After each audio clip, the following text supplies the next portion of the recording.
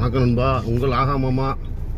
இப்போ அந்த வாடகை வீடை பற்றி ஒரு சின்ன டாபிக் என்னன்னா, அவங்க வாடகை வீட்டில் இருக்கிறது வந்து பெரிய ஒரு தலைவலியான ஒரு விஷயம் போல். ஏன் அப்படி சொல்கிறேன் அப்படின்னா,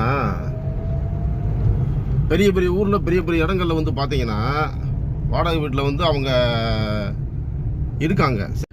பெரிய பெரிய இடங்களில் வந்து அவங்க இருக்காங்க. பெரிய பெரிய வீட்டில் வந்து வீடெல்லாம் கட்டிட்டு நேரம் சரியில்லை அப்படின்னு சொல்லி தான் அவங்க வாடகைக்கே ஒரு இடத்துல போய் இருக்காங்க.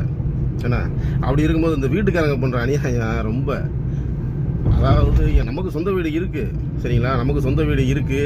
அதனால் வந்து ஒரு நிமிஷம் கூட அந்த வாடகை வீடை பற்றி நம்ம நினச்சி கூட பார்க்க முடியல.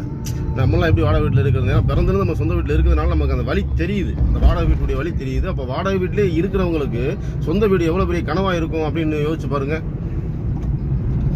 அவ்வளோ பெரிய வழி. அந்த வீடு காலி பண்ணி போகிறப்பெல்லாம் அப்படியே அவங்களுக்கு வந்து புது வீட்டுக்கு போகிறப்பெல்லாம் வந்து மனசே இருக்காது. என்னடா இப்படி ஒரு வீட்டில் நம்ம இருந்துட்டு நீ புது வீட்டில் போய் அவங்க பழகணும் செய்யணும். அது மட்டும் இல்லை, அந்த தண்ணி சார்ஜ் அது இதுன்னு சொல்லி இவங்க அந்த காலி பண்ணி போகிறப்ப நல்லா ஃப்ரெண்ட்ஷிப்பாக பழகிட்டு, சொந்த பந்தமாக பழகிட்டு, தாய் பிள்ளையாக பழகிட்டு, கடைசியில் அவங்க வந்து நடந்துக்கிற விதம் இருக்குது. அந்த வீட்டுக்காரங்க நடந்துக்கிற விதம் வந்து என் ஃப்ரெண்டுக்கு ஒரு விஷயம் நடந்துச்சு. அது நேராக பார்த்ததுனால எனக்கே கொஞ்சம் அப்செட் ஆயிடுச்சு. என்னடா அப்படிலாம் இவ்வளோ தூரம் நல்லா பழகிட்டு அவர் வீட்டுக்காரர் வந்து ஒரு அடுத்தவங்க மாதிரி வந்து ஒரு பிஹேவ் பண்ணிட்டு போயிட்டு இருக்காரு அப்படிங்கிற மாதிரி வந்து ஒரு சில விஷயங்கள்லாம் போயிட்டு இருந்துச்சு. அதனால தான் அந்த வேலையை ஒரு சின்ன வீடியோவை தட்டி விட்டாச்சு.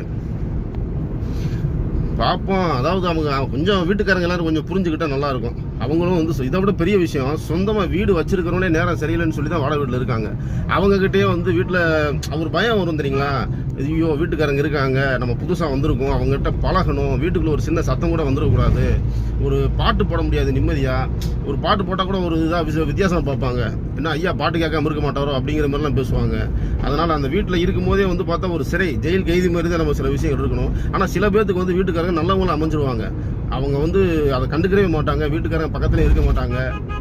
அந்த மாதிரி சில விஷயங்கள்லாம் இருக்குது. ஐனா ஓரமாக போனீங்கன்னா அப்படி சில விஷயம் இருக்குது.